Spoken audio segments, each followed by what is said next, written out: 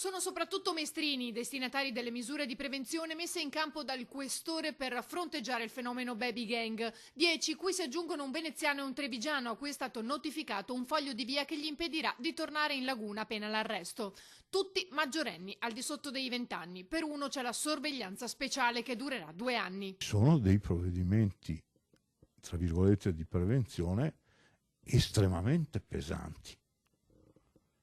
Nel senso che in particolare la sorveglianza speciale non è bere un bicchiere d'acqua e non è neanche uno schiaffetto, perché è fortemente limitativa della libertà personale, nel senso che il sorvegliato speciale deve stare a casa dalle 10 della sera alle 7 del mattino successivo e se non rispetta questo obbligo viene arrestato e portato in carcere immediatamente. E l'altro tema è che non può frequentare soggetti pregiudicati. È stato il provvedimento di polizia adottato nei confronti di Felice Magnello 30 anni fa.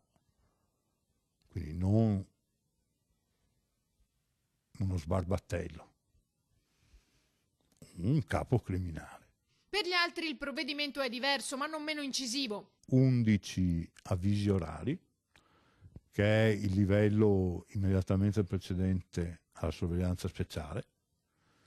Diciamo, se la sorveglianza speciale è il cartellino rosso in termini calcistici, l'avviso orale è il cartellino giallo, ma con effetti, nel senso che questi si troveranno per tutta la vita segnati di aver avuto un provvedimento di polizia pesante.